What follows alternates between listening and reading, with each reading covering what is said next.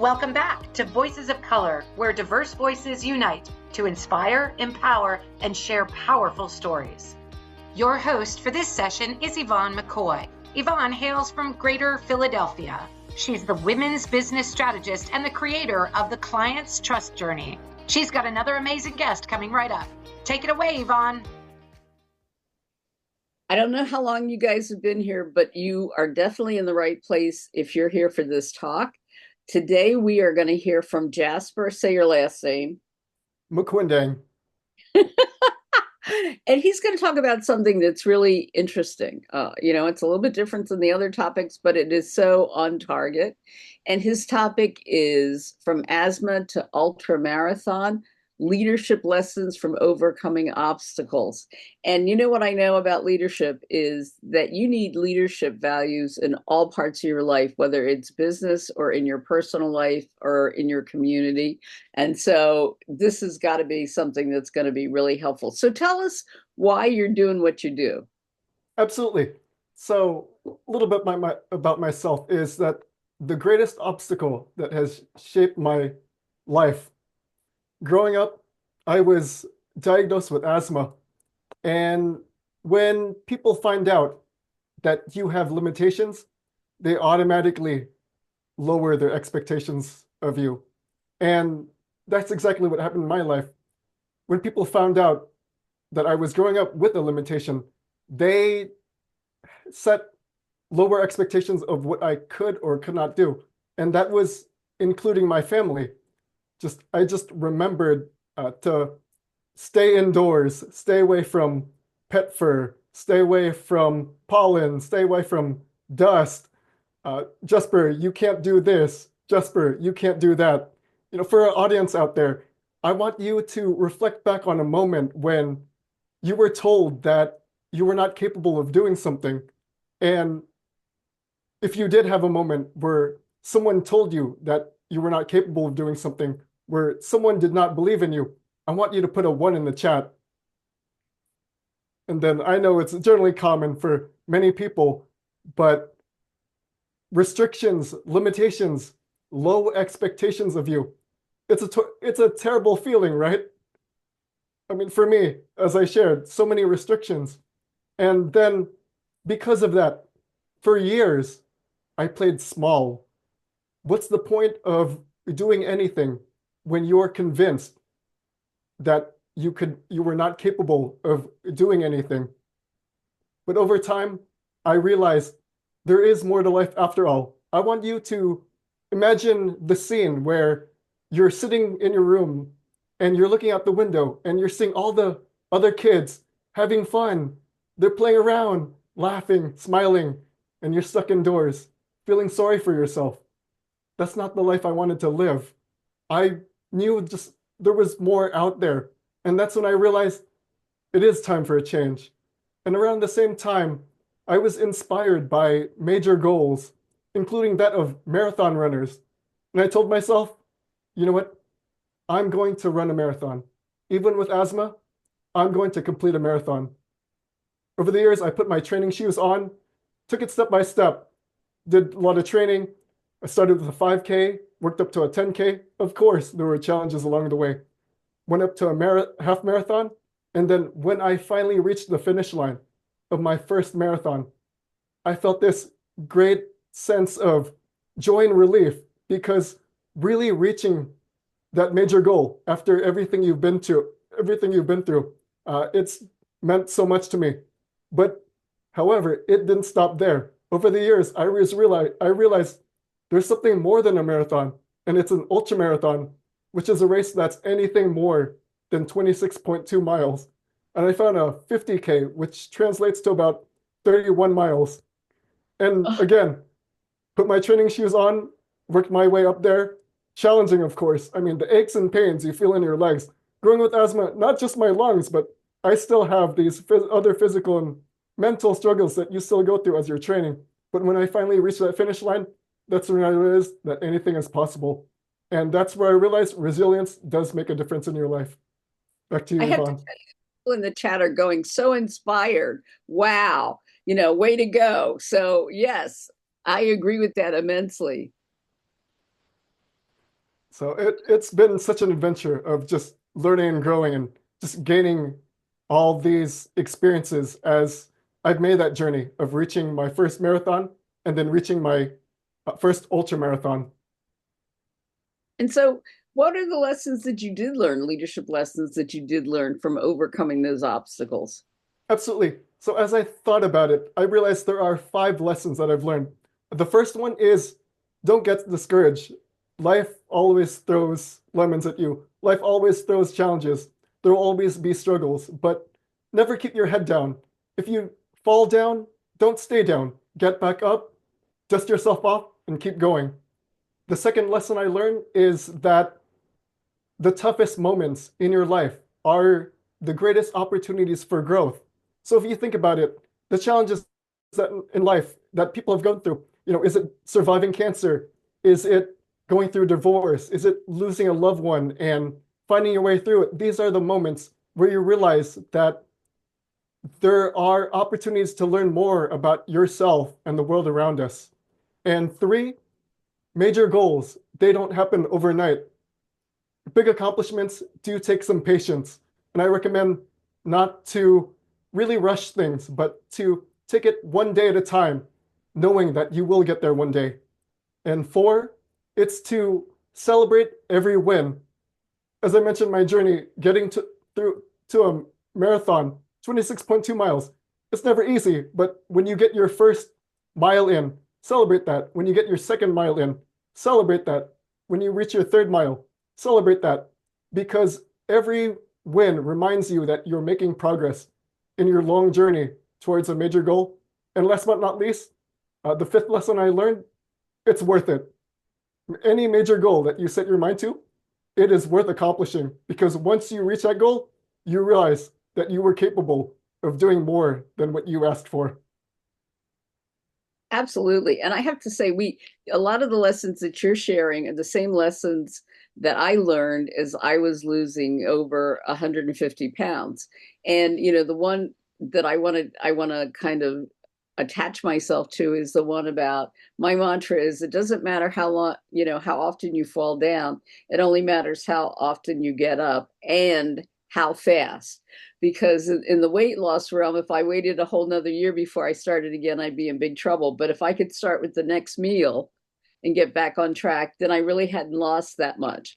So that's my mantra. And I think, the other thing that you said that is so important is, you have to celebrate the journey. You have to celebrate each part of the journey and not wait till you get to the end goal, because for starters, you don't go in a straight line. I mean, success is not a straight line. If it was, everybody would get there, right? And so you have to be able to reflect and you have to be able to adjust. And so where you started out for originally may not be the place that you actually want to end up.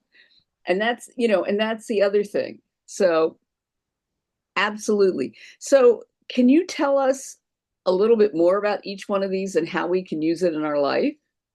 Absolutely. So with the lessons, not getting discouraged. Again, let's say you were having the goal of eating healthier.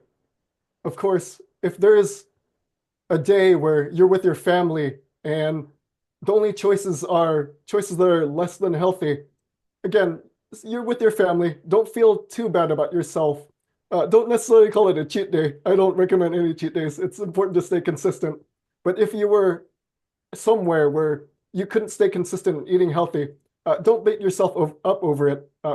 Remind yourself that tomorrow will be another day where you get the opportunity to get back up and go back to the habit of eating healthy. The second lesson was toughest moments. Again, for specific examples, let's say someone had just lost a family member.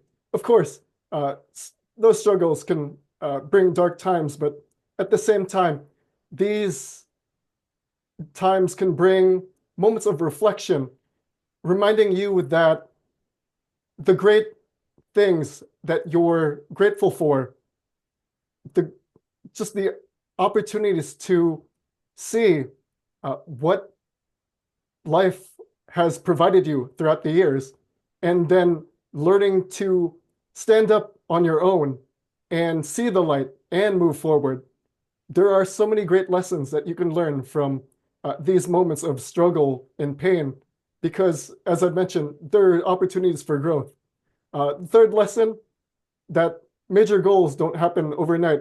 Again, whether that's running a marathon, losing a certain amount of weight, probably saving for your dream vacation. Again, it's not going to take one weekend to accomplish this. When it comes to that dream vacation, you want to make sure you're saving up over time. When you're trying to lose weight, you want to make sure you're eating healthy over the long run. And whether you're training for a race, you want to make sure you get those miles in. So pretty much understanding that great goals don't happen overnight. They do take time, but patience is the key. And fourth, celebrate every win. As I mentioned in my specific example, running a marathon, celebrating the first mile, celebrating the second mile. When it comes to perhaps weight loss, maybe losing the first pound, losing the second pound, losing 5 pounds. Again, you want to celebrate every win, because since major goals do take a while, you want to make sure that you're making progress. Also, when you're applying for a new job or career or starting a business, you want to celebrate any milestone that you've come across, whether that's securing funding or meeting with a banker who's giving you great ideas on how to raise more money. These are small wins that will help remind you that you are getting somewhere. And last but not least, it's worth it. Every major goal that you have in mind, whether that is starting a business, whether that is racing, when you reach that goal, it'll remind you that all the blood, sweat, and tears, they finally added up to something. I have a couple of comments, but we also have a question in the chat. And Absolutely. Cheryl said, definitely a leader as a child. How did your parents feel when you decided as a child to not let asthma impact your goals? You know what? It's very interesting because it was somewhat ingrained in their belief in me, the sense of asthma. I just remember whenever I would try to go out for the weekend for a quick vacation or something, they would always remind me to bring my inhaler and really be careful out there. But when it came to my journey in leadership, it was taking that journey step by step, not putting too much weight on it, but showing them that every milestone, every small win, I've been okay. And reminding them that since I've been okay, taking that next step and reminding them I'm still okay, it's provided a little bit more assurance that I can make progress in my goals and in my leadership journey. So that was an excellent question. The other thing that I want to chime in about is that, I think one of the reasons we have limiting beliefs has to do with the fact that our parents tried to protect us as children. They gave us these ideas, strict, about being careful. Did you do this? I mean, every time I rode my bike, my mom would tell me this story. I don't know why. I knew a friend who rode her bike, who fell off, who, did it. I mean, it was like a horror story. It was like, maybe I shouldn't even go, right? And this was something as simple as riding a bike. So the other things are there. And I think the other thing that you said that about being patient, that's so important, is that one of the things that I find my clients don't do is when they come up with a challenge or an obstacle, they don't take the time to say, how far have I come? I'm doing this now.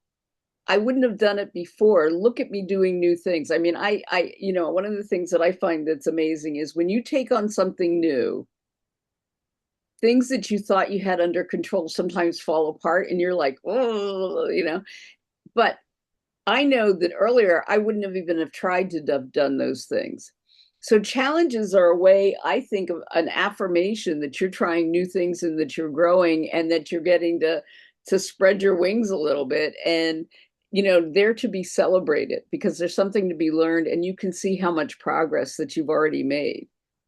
So Absolutely. have to say this. I love your 5 things. I think people should definitely get the recording of this. So if that you haven't gotten your VIP thing yet, you definitely should. So why don't you tell us what your gift is? Absolutely. So it is something called the Behavioral Elements Leadership Assessment. In the world of leadership, I've noticed that there are many assessments that test your leadership style based on personality. And with personality, it's things we see on the outside. With behavioral elements, it's what drives us on the inside.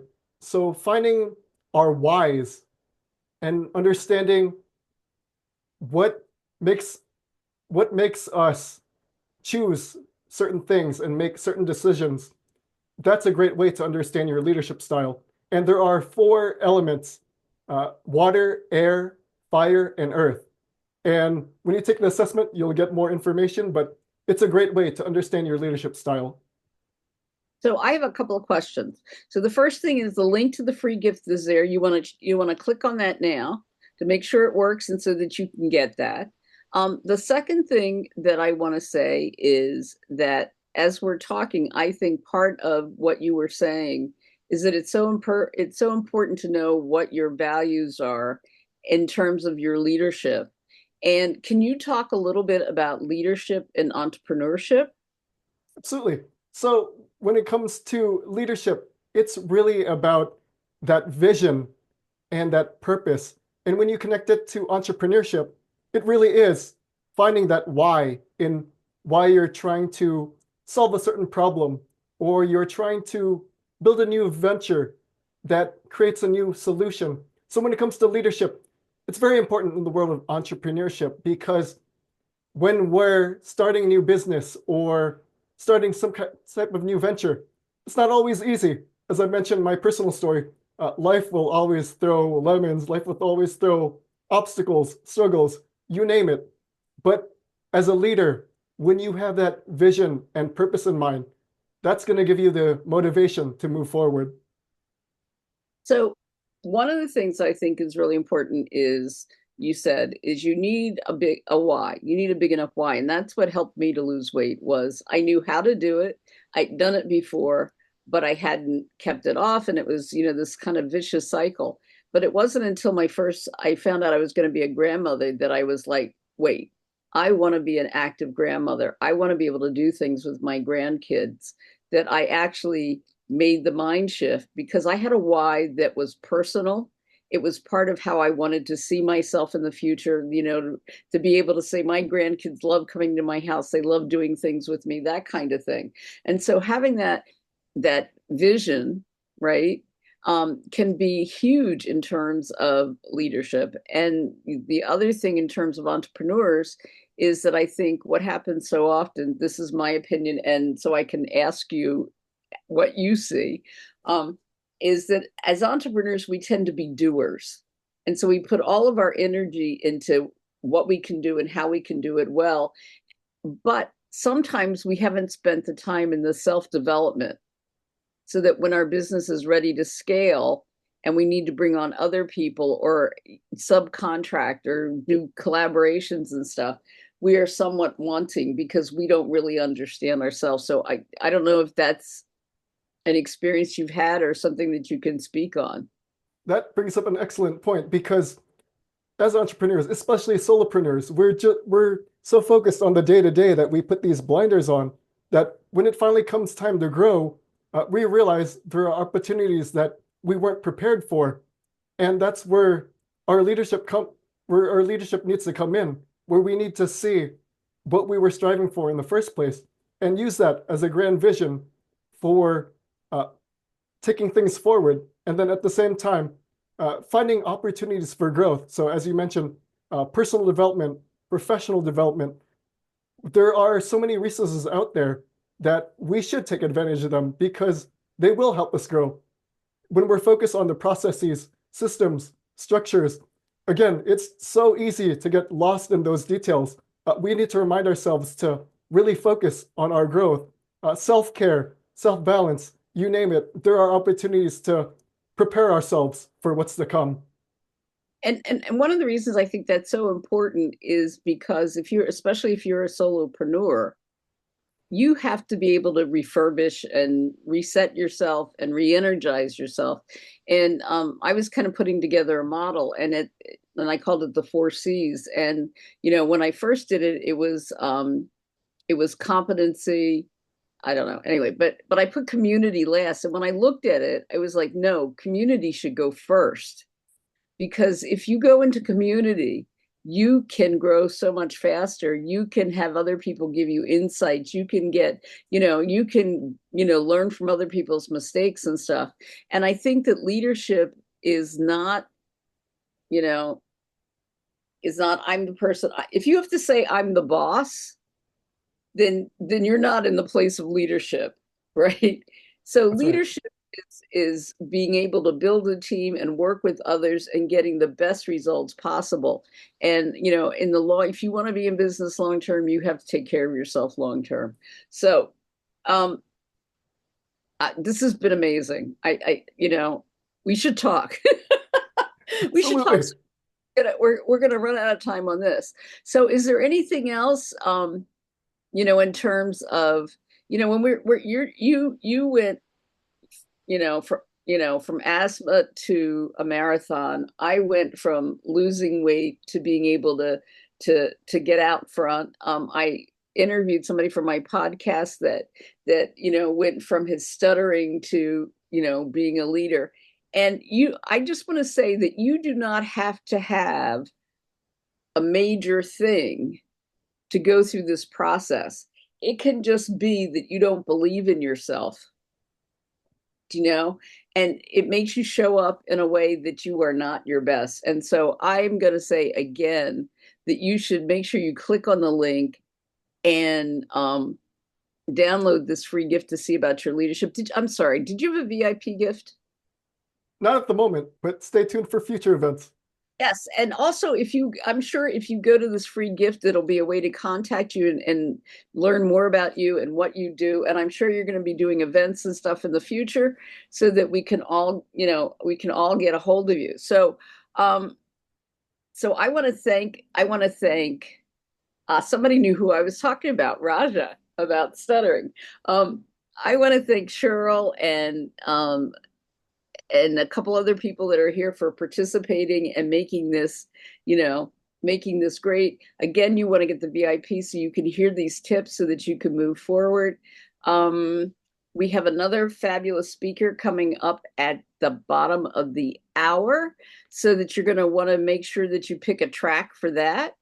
And last but not least, do you have any last words you want to share with us before we leave? Yes, I do. Now, there's a quote that I recently heard from Simon Sinek. He's an author, TEDx speaker, and he said that the joy of leadership comes from seeing other people achieve more than what they thought they were capable of. So the biggest thing I want people to take away today is to believe in others, encourage other people to reach their potential. Because as I look at around the room, Cheryl, Jay, W.T. Hamilton, Al Chan, everyone here and everyone out there in the world, you're capable of greatness. So again, from Simon Sinek, the joy of leadership comes from seeing in others accomplish more than what they were capable of. So with that said, go out there and make the world a better place. I absolutely agree. And our next speaker is Ada Moser, and it's going to be Unlock the Power Within, Finding Belonging While Living in Between. So that sounds interesting. You're all going to want to do that. So thank you, everybody, for being here. I'm Yvonne McCoy, and I just want to say, stay curious.